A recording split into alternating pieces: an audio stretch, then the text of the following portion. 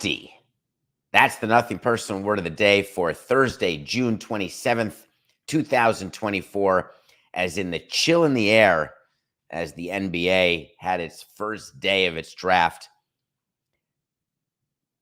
No, I don't want to do that. Change that. I've got a better one. I've got a way better one. Here we go. 12-18-69. Incroyable. Pourquoi tous les joueurs sont parisiens, français? Qu'est-ce qui s'est passé? That is the language of the day. French. I thought Victor was Victor, and Victor is Victor, and Victor could be the greatest player in the NBA shortly. All of a sudden, everybody's French. Don't let your kids grow up to be cowboys. Were you excited that Zach Reese-Shea got drafted first? Were you just watching, waiting for Bronny to get drafted? Or were you excited when Adam Silver takes the podium and says, we've got to trade? Josh Willingham has been traded to the Minnesota Timberwolves. I just couldn't get into it. I don't know what the reason was. Was it that I know his name is not Josh Willingham? That was a player of mine, Coca. Rob Dillingham. I think people understood. If you're a fan of baseball, do you remember Josh Willingham? He was good. He was really good. Good career. I miss him. Such a good guy, actually. So I'm sitting there watching the draft. I love the excitement. I'm in. Stephen A. He works hard. Deserves $18 million a year, $25 million a year, whatever he ends up getting. Going through in the interviews, Coca got more emotional than I did about players going up and wearing the hats of teams and then being traded away immediately. They get their moment with an old team, but they never played with the team that they were drafted by. And then they have a career with the new team, but there's no photo of, Adam Silver with the new team, just the old team. I was way more focused on the years of all the draft picks. There's two things that I focused on with the draft. Three, not two, three. Were the Lakers going to panic and draft Bronny in the first round? No chance, toilet pants. They're not wasting a first-round pick on a player like Bronny. No need to do it. Intrigue for tonight. First time that the NBA has decided to do a two-night primetime draft. As John Skipper would tell you on the Sporting Class, we dig it. We want the programming. What's the difference? An extra night of draft coverage? Sounds great. But, John, we've never heard of any of the players. Who cares? It's hours of programming that we can burp out. So the second night, tonight, there'll be a ton of intrigue. Will Bronny get drafted in the 55 hole by the Lakers? I think they draft in the Kiki Vandeweghe slot, the Dikembe Mutombo slot. But I'm watching the draft and waiting for big trades and thinking about the signings of certain players. That was in my mind. Players making $40, $50 million per year. Just incredulous thinking about the difference between baseball and basketball and football, really, as it relates to these guaranteed contracts where you're rewarding what I would say role player mediocrity with numbers that in baseball would be the best in the business. And I'm smiling at the draft picks that are being drafted. We've got a big trade to announce. Team Gimmel has traded the pick from 2069, but it's a second-round pick in order for the rights to draft a guy in 2042. What do you got, Woj? Anything on the inside about that? I'm picturing during the MLB draft. Quick side note, we don't have this in the show, but the draft in baseball is different because you're drafting projection mostly. Even college players, your scouts will tell you, oh, this guy's close. We're just going to quickly develop some command. We're going to develop a better spin. We're going to give him some launch. He's got to grow into his power. They'll tell you all these things, the scouts. And God bless their souls. They're at the Holiday Inn Express 275 nights a year looking for kids, finding kids, telling us these kids will get bigger and better, but you don't really know. You go back over a draft in Major League Baseball, and the majority of players don't make it. And by making it, they don't even get a cup of coffee at the big leagues. Of course, in the NFL and the NBA, your expectation is not only are you going to make it, but you're going to help our team win. So the teams who draft players in the NBA, they come up with releases. I didn't even get to my story. Hold on. So the story is during the draft, you're sitting there as team president. You've got a list of players. You've got a draft board. You've got an order. You have an idea of what players will sign for. There's slotting in the baseball draft, much like others. But so you know exactly what the player wants to get paid, can get paid, whether or not there's going to be any sort of fooling around with the slots, because you're allowed to go over slot, but not by too much. But if you're willing to go over slot, then the union and MLB says it's okay to go over slot, but you can get punished. But the agents want you to go over slot, but you can't go over your entire allocation for the draft. But then agents who represent multiple players say, give way more money to player A, but we drafted 2 of your players. I don't care about the second guy. You got to give my first round guy the money that you have allocated for first, second, and third round.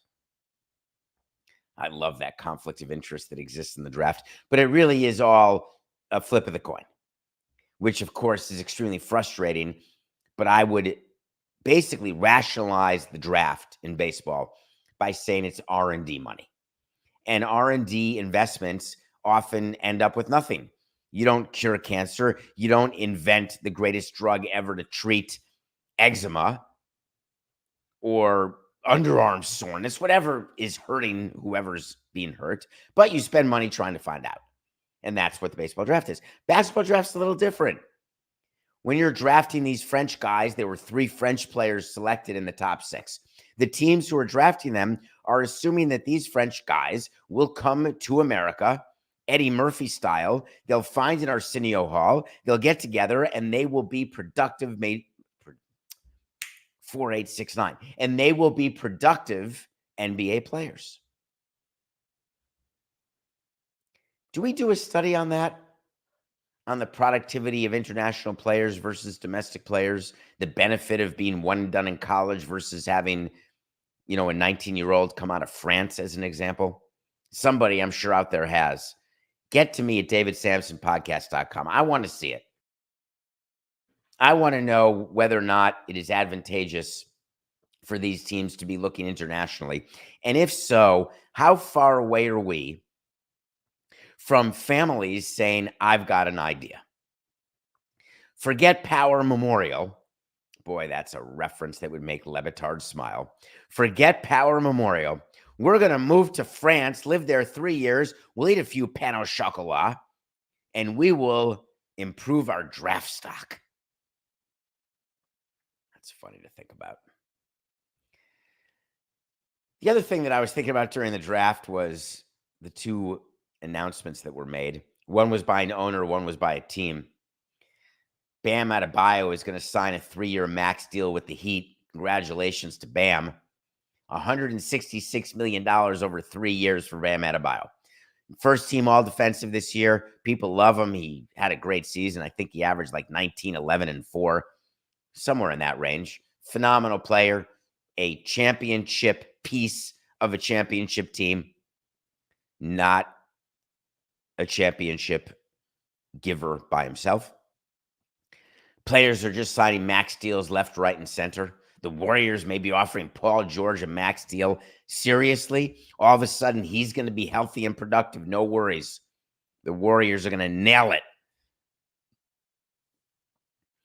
The Heat also were in the rumor mill because Jimmy Butler doesn't want to sign an extension, but he's happy to be in Miami. But he's going to stay as is. He'll play for his $48 million and then see what happens. He's going to opt out of $52 million the year after next. Of course he is, because he's going to get more money at his age from somebody who is okay with the fact that he doesn't like practicing. You never know when he's going to show up. When he's hurt, and you never know if it's actual hurt. Playoff Jimmy can't be playoff Jimmy as you get older, but don't worry, someone is going to spend their money on him. Owners chase names. They chase reputations. They chase the past, saying the past is going to be the present or the future, and it never is. Don't chase your past. We've all done it on Ambien. Who hasn't? but chasing your past doesn't work. I can't let the NBA draft pass without mentioning Mat Ishbia. Mat Ishbia, the new owner of the Phoenix Suns. Mat Ishbia, who Pablo Torre did a phenomenal show, and Pablo Torre finds out about him and what an absolutely, I can't say crook because he doesn't have collar on, or an ankle bracelet. But I would say that he does things that would give most moral people night sweats. And he built his team in a way that is only done through hubris, through new owner-itis, and through idiocy. Phoenix is a team that was put together to win, he said, and of course hasn't. And so there's all sorts of rumors about, could Durant be happy? Is he unhappy? Should we trade him? He may be traded. Who wants him? Houston wants him. Portland could maybe take him. What about the Knicks? Maybe he'll be reunited with LeBron. Maybe LeBron will come to Phoenix. Just they're in the middle of everything because the whole league and all the insiders know that that's what Ishbia does. He wants to make news. So he decided right before the draft, I'm going to make news right now. So he sent out a tweet because that's what Stephen Cohen and Mat Ishbia do when they want to make news. They send out tweets and people are like lapdogs looking at their tweets.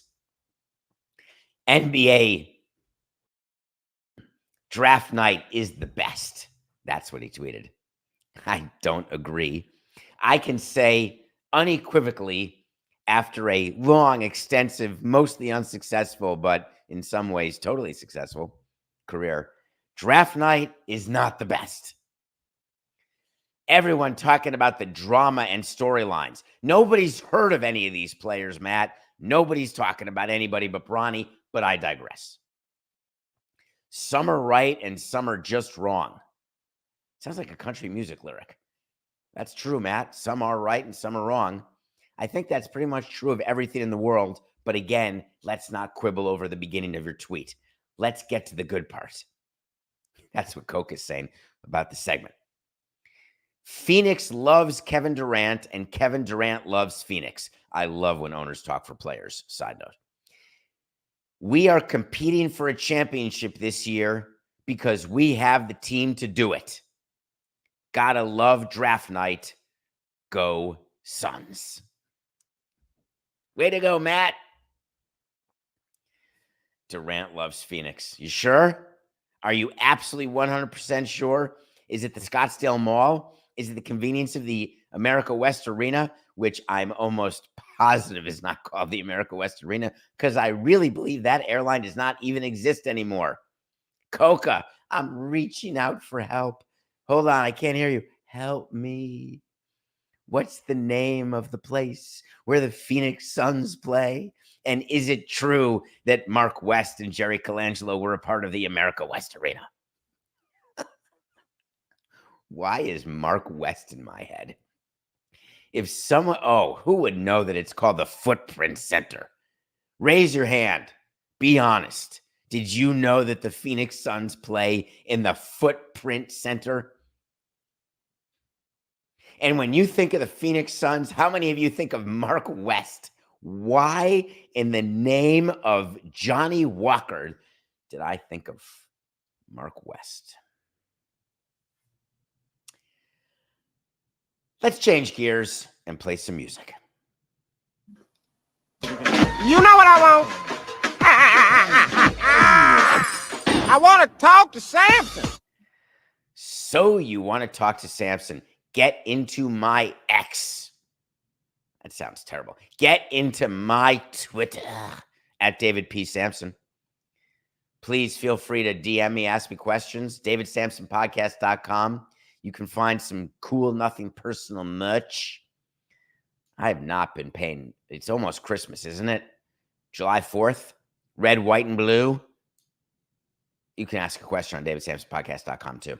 It's from Half Baked, the original. If you are 64, 69 baked, your questions will be better. David. Hello. Can you explain why it's so hard to repeat as World Series champs? How did this get in the show, Coca? No, I'm not reading this question. Okay. I will. David, can you explain why it's so hard to repeat as World Series champs? You tried and failed, but it seems others do too. Well, that's very nice of you to say. It is true that I tried and failed. Don't let the truth get in the way of an emotional story. I assume you're talking about the Texas Rangers, the fact that they won the World Series last year over the Diamondbacks, and the fact that the Rangers currently, I think I don't know, they're 6 games back in the wild card. They're probably 7.5 games back in their division. Chris Young, their general manager, came out yesterday and so this has to be what you're talking about. Chris Young came out as the GM and said, hey, we gotta mix it up. We gotta do something. He specifically said, we can't sit back and wait, hope that it comes together. I tried that. You can totally do that. It totally doesn't work. As a matter of fact, after we won in 2003, we did make a couple of moves, but we thought we had a chance in 2004. We sat back, waited, never happened. Then we signed some free agents in 2005 and reloaded up and thought we had the horses to win, waited, didn't happen. Of course, you can mix it up, bring up some players, trade some players. Do you want to know why it's hard to repeat as champion? The Nuggets tried to repeat but couldn't. Baseball, no one's repeated since the Yankees, who repeated in 1998 to 2000. Happy birthday, Derek. I think it was yesterday, actually. Did I miss his birthday? I always text him on his birthday as a joke, like, hey, it's your birthday. I'm texting you. Oh, it was yesterday, and here's how I know that. We have to stop the show for 1 second, Coca. 4/12/92. Happy birthday to you. Happy birthday to you. Happy birthday, dear Niner. Happy birthday to you. Jeff Conine, happy birthday. Love you, man. You told us we were going to repeat. You told me in 2005 we were going to turn it on and win. Do you know why it's hard for teams to repeat? They don't have the same drive. I'm sorry to tell you. The front office stays focused, but I'll tell you from a front office standpoint, when you have a ring and you wear it, or you look at it in your house, or you keep it in your bank, whatever you do with it, on the ring, we put the year. So ours has 2003 world champs, whatever it has. When you see a year, what happens in your head is you go through all the things in that year that happened that enabled you to win the World Series. All the lucky breaks that you got, all of the 2-out runs batted in, all of the pitching performances that were unexpected, the way everything came together, which is what has to happen to win a title in any sport. It has to come together, and it starts with talent, but it ends with luck. And the problem with luck is how difficult it is to get lucky more than once in a row. Look at the San Francisco Giants back in the 2010s. They won a World Series, but every other year. The Red Sox won a bunch of World Series with some last place finishes. What is in between? What is required to win? Skill, luck, then drive. There's a difference with a player when it's not their first ring. Not many players are like Jordan, where they view their second ring as more important as their first, and their third as more important than their second. Every player and staff member will tell you that winning the second is better than the first, but those are people who are trying to win the second because they want to get that feeling again, and I'm speaking from experience. But there's nothing like the first. And that goes for so many things in life. When you have wanted something for so long and you finally get it, it changes your entire approach as to how to go get the second. And that's not just for rings. So the Texas Rangers were an unexpected champion last year. Bruce Bochy, all excited, back from retirement, wins a ring. And this year, it just hasn't been the same. Bruce Bochy said, sometimes you've got to try to shake things up. We're looking for a spark. What does that mean? So they made a few player moves. You bring up a few guys, you waive a few guys. But when you sign long-term contracts with players, either right before you win or after you win, doesn't matter. You are in bed with those players, short of a release, short of a miracle trade. The thing about long-term deals is you're making a decision that these are the guys who are going to help you win, and then they've got the mentality to help you win again. That mentality is extremely rare. While all of you were saying how bad it was that Jokic wanted to go home and not go to the parade last year when the Nuggets won, that he was excited to be home, that he doesn't love basketball, whether he does or doesn't is not what I'm discussing. Do you think that his drive for a second title was the same as his drive for a first? And this is not impugning Jokic, who I still think is the best player in basketball, without a doubt. I don't know how to explain it any more clearly to the person who asked this question. It's not that we don't try. It's that you can't get the same level of motivation by your staff, by your scouts, by your team, by your players, by your marketing department. It all changes when you get a ring. I accept that I'm a failure. I do, in trying to get a second. But I am in really, really good company in that regard. The Rangers aren't going to make the playoffs. Side note. They won't even get a chance to repeat. They're the Marlins. The Rangers. Wait, I'm thinking about this. Can I say the Cubs are the Marlins? They were going to have that dynasty with everyone. They won one ring in 2016. Why are they any different than I was in 2003? What about the Nationals in 19? Why aren't they the Marlins too? Frankly, why aren't the Dodgers the Marlins? Oh, because they win the division every single year. They're right in it. I'd like to think about that a little further. The Rangers, for sure. I'll get back to you. Nobody will want to admit that. Everyone's going to get upset. Don't be upset.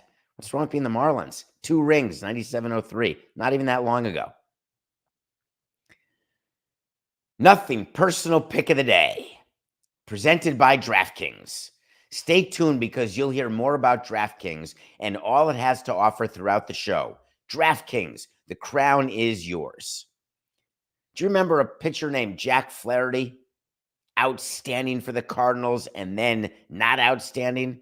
Signs not even a pillow deal, but a, hey, I can get good again deal with the Tigers. Meanwhile, he got good again, and he is now a target at the deadline should the Tigers choose to sell, which they ought to choose because they're not going to go anywhere this year. Might as well take advantage of someone like Flaherty.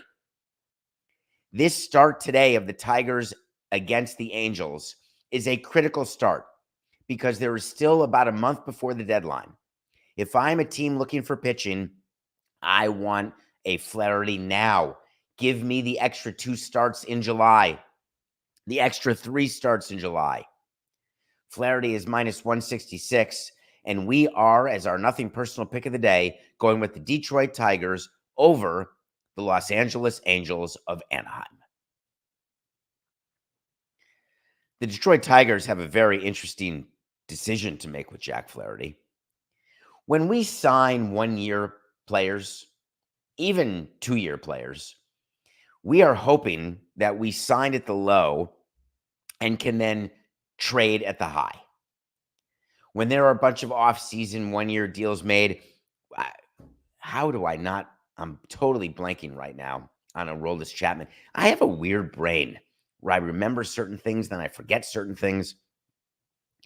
Maybe everybody's like that.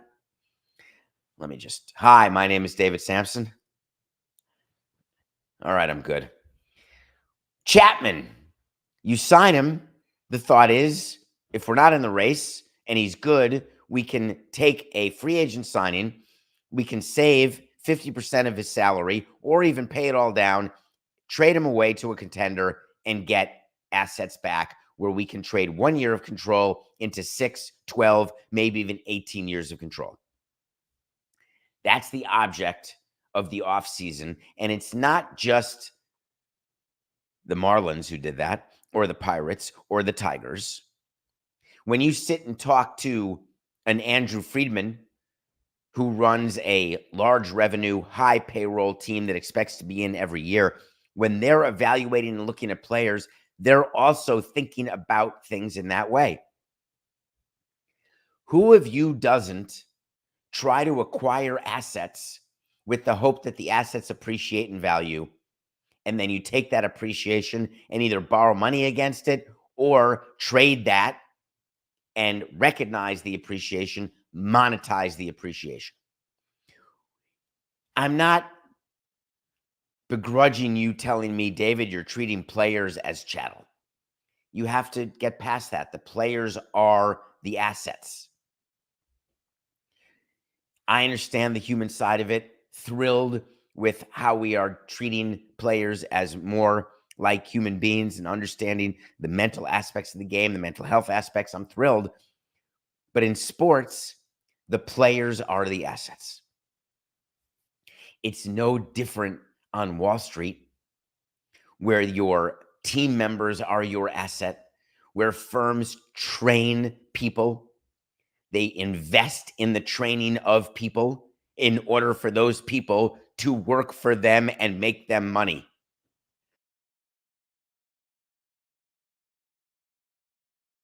Why is that different? Ever been in a training program where you learn how to work on the factory line? Think that Honda's training you so you can go work for BMW? They're training you so they can maximize your abilities and get a return on their training investment.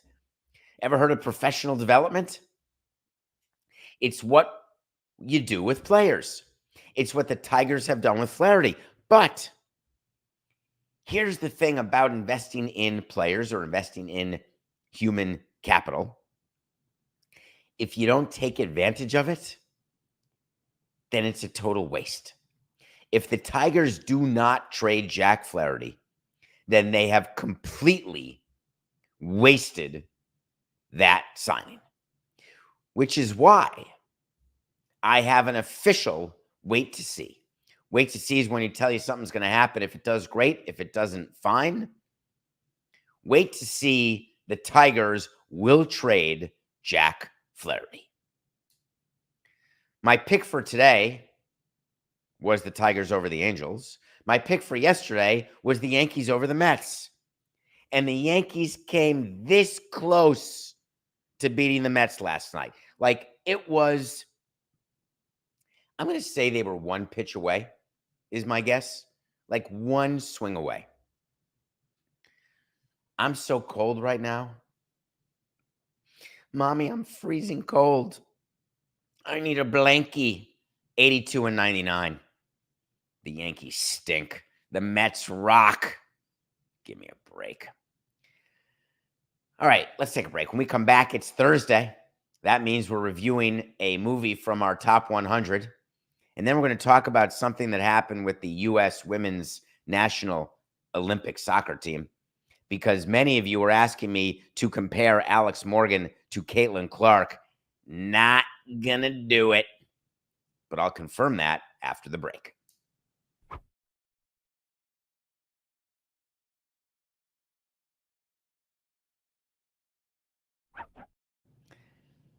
Hi, it's David Samson. We're here live every day, 8 a.m. on the Nothing Personal with David Samson YouTube channel. Or if you're listening to this, then you don't know what I look like. But you should watch it. You can also watch us on DraftKings Network. And you may be right now. In which case, it's 10:30 Eastern. When in fact, it's 8:30 live Eastern. Or you may be listening tomorrow. In which case, it's yesterday. At 2:30 Zulu time. It's actually 1:30 Zulu time. I actually don't know what time it is Zulu time. I think Zulu's 5 hours ahead, Coca. What are we doing? Singles. Could you please watch Singles for me? Just for me. I know I ask you to watch a lot of content. I watch a movie every day. I'm not begging you to watch a movie every day. I'm just asking nicely. Is there any way you'll watch a Cameron Crowe movie, which I rewatched and it aged perfectly? And for the love of all that is holy inside my aging Costco undies, please, when people sneeze, say God bless you. Please. You can drop a gesundheit if you want, but God bless you suffices. Oh.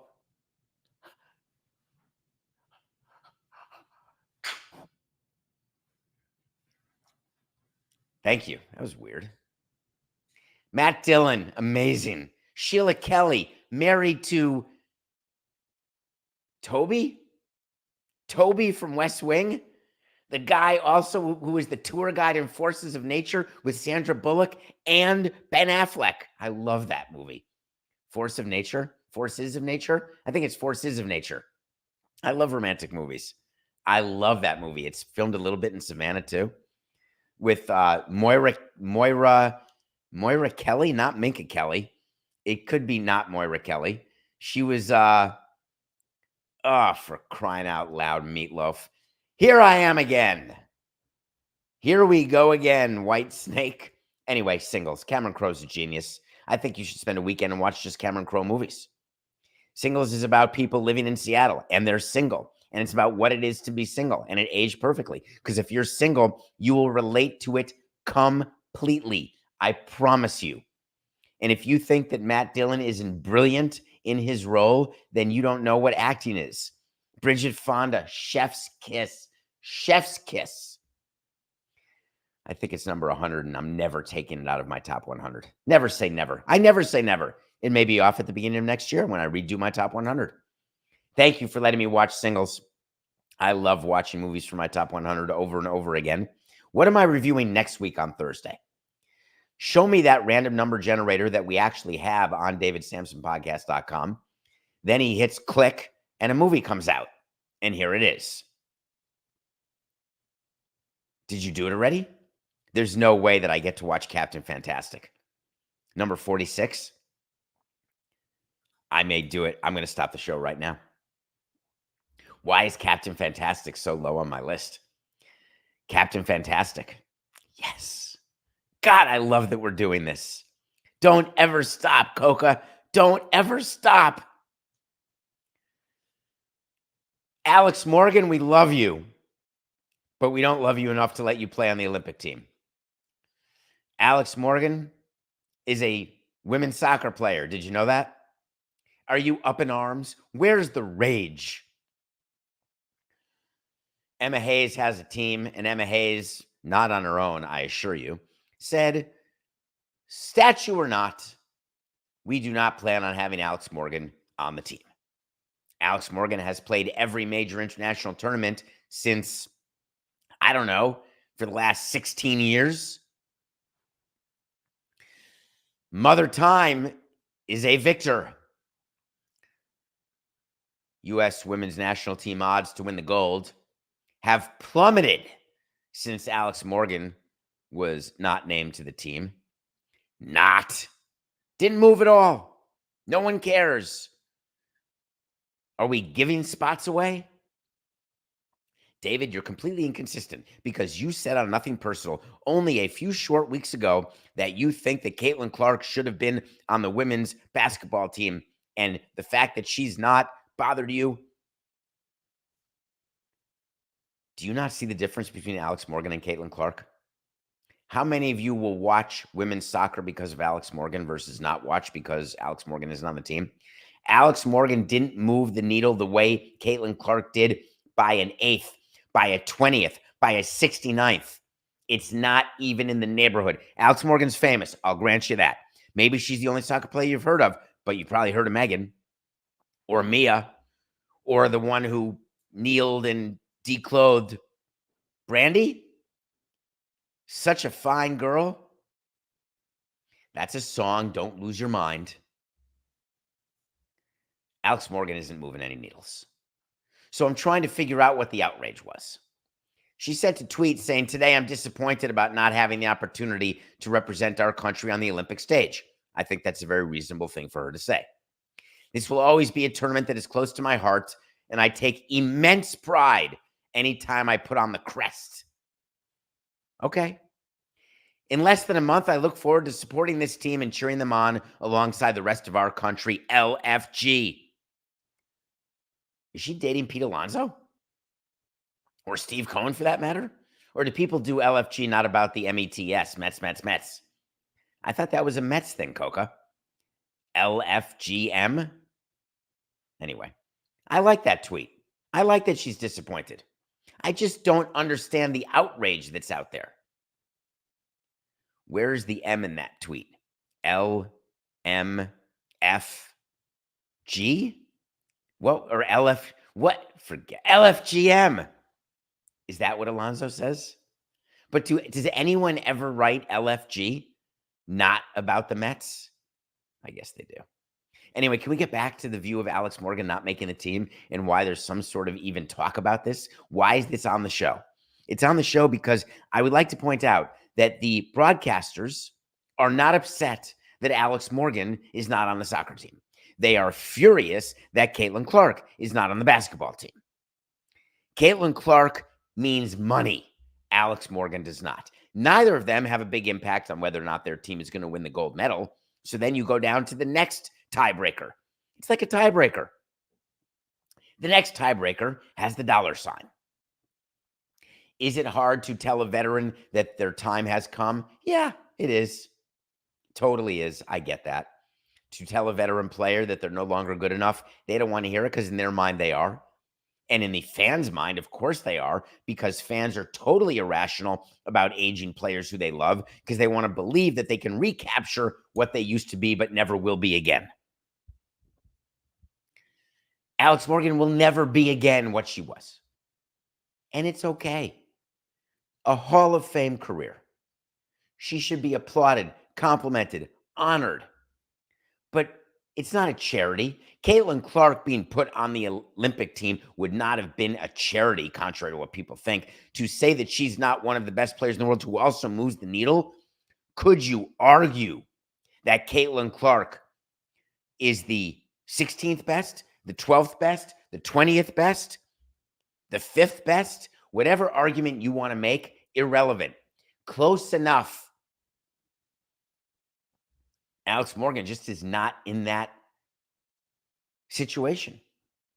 There was no soccer argument. There was no financial argument. Therefore, this decision by the committee, by Emma Hayes, people are saying Emma Hayes is now proving that she is moving in a different direction, that she is taking this team and she's putting her own imprint on it. Give me a break. It's not that I'm disappointed. I like seeing Alex Morgan play. I just don't want the comparisons of Alex Morgan to Caitlin Clark. It's apples and cantaloupes.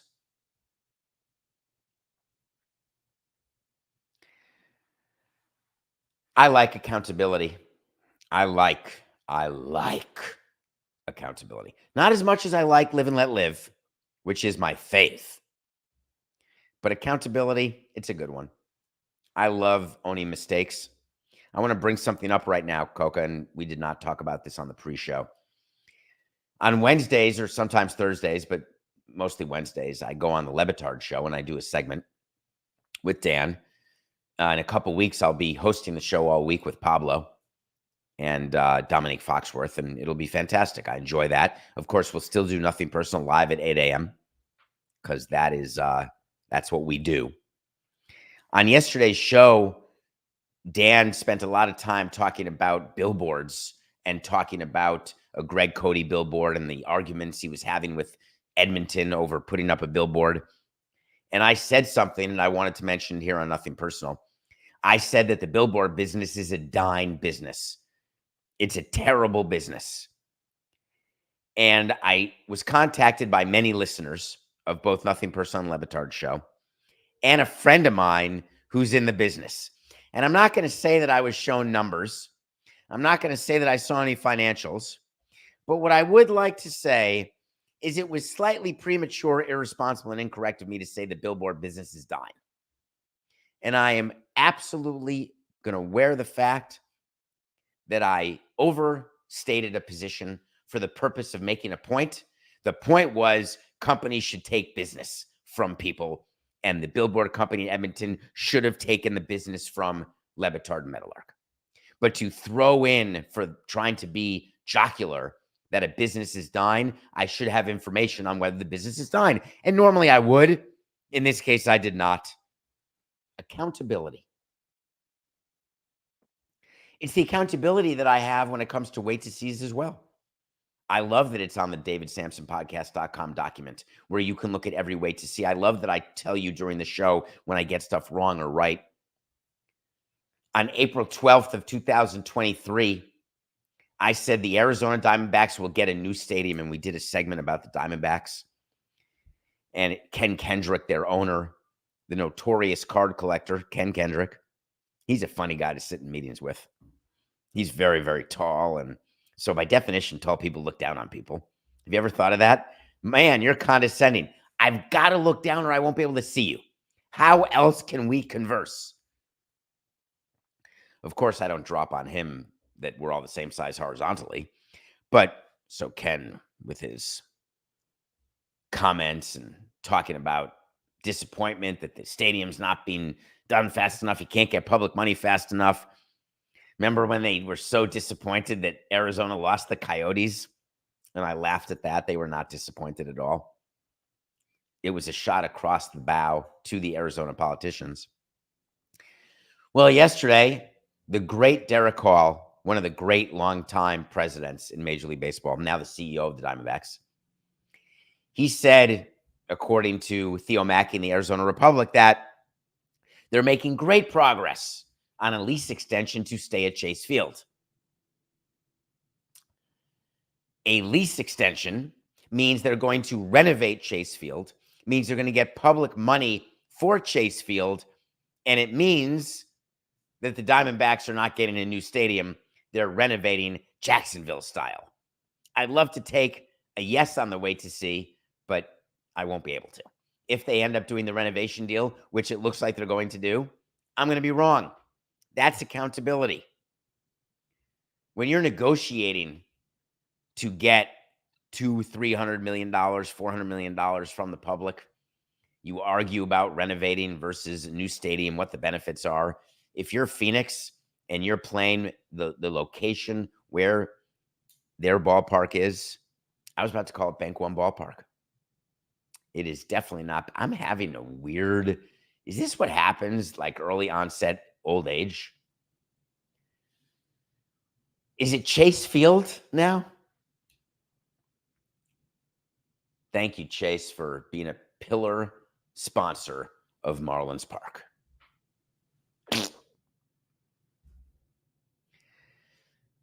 Can we talk about brokers for a minute? I don't want the show to end without this. This is a topic that is meaningful to me. The Vancouver Canucks are a hockey team coached by the great Rick Tocchet. They lost in 7 games to the Edmonton Oilers just this past NHL playoff season. And a story came out in the Vancouver province yesterday that the Vancouver Canucks are contacting season ticket holders and revoking their tickets. And it's not just mom and dad who have tickets. Those aren't the ones being revoked. The Vancouver Canucks are trying to eliminate all ticket brokers. And I wanted to tell you the story of what it is for a team to say no to ticket brokers, why I said yes to ticket brokers, and why I should have said no. Here's what ticket brokers do. They call up your team and they say, "Hi, my name is Dr. Rosen. I'd like to buy the following 30 tickets." And the ticket sales guy says, "No way. I'm going to get a great commission. I'm happy to sell them to you." The ticket brokers buy these tickets and they eat 98% of them. They sell them for less than the face value.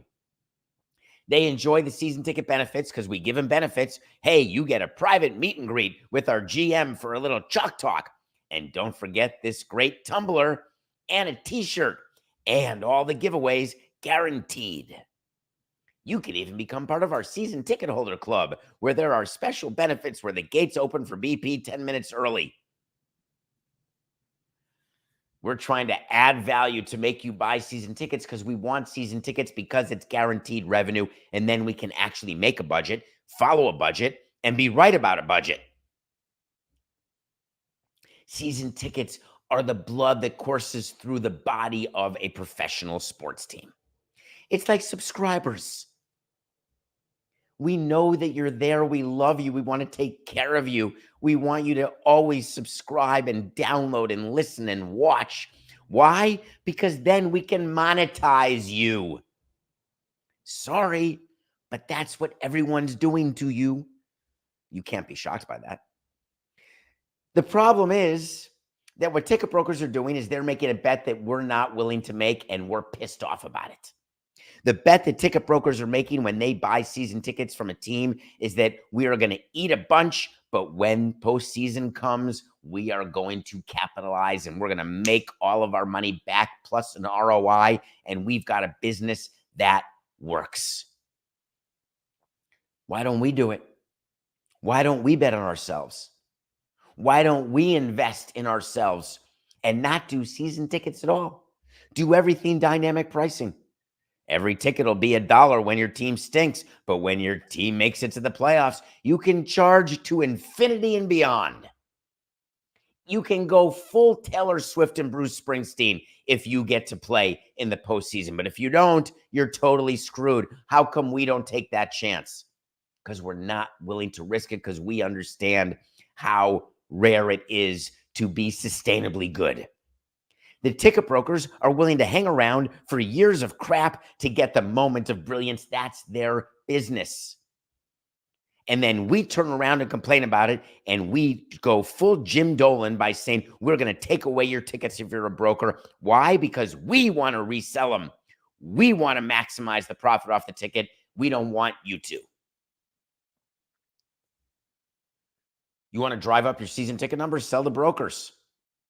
That's what we did. Hey, we've got 13,000 season ticket holders. Grant you, 7,000 of them are held by brokers, and we're going to get totally right when the team gets good. Don't worry, it's not going to get that good. And then the brokers say, I'm not sure we should keep making this investment. Oy vey, our season ticket holder number is plummeting. As president of the team, I would always say, don't get ticket brokers. Wink, wink, don't get them. Go after people who really value our team and love the name on the front of the jersey and have this emotional connection, because we'll keep them forever. I love you, Bruce and Sue, but if I can name you, it ain't great. Not naming you, because of course naming you is amazing, but I'm talking about long time, long term. No matter what, we will be with you. So they're revoking all these accounts in Vancouver, and you're acting as though it's going to happen just in Vancouver. It happens everywhere. Every team deals with ticket brokers. Every team tries to stop it, but winks.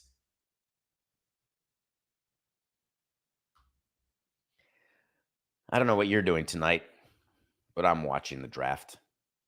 The reason I'm watching the NBA draft day too, because I couldn't be more excited to sit through another 29 picks or 25 picks or 28 picks, whatever the number is. The most it can be is 30, I think. 32. Nope. I'm watching to see if Bronny gets drafted, because then I get to wake up tomorrow, get on the show, and I get to tell you that I was right, that the Lakers are drafting Bronny. They were always going to draft Bronny. And then wait till you get my wait to see tomorrow, which is that Bronny makes the team. Psh! Can you imagine drafting Bronny and then sending him to the G League? Hey, LeBron, we love you, man. We'll give you the 3 years, 162, but Bronny's going to be on the development league team. Nope. Bronny will get drafted tonight. It's just business. This is nothing personal.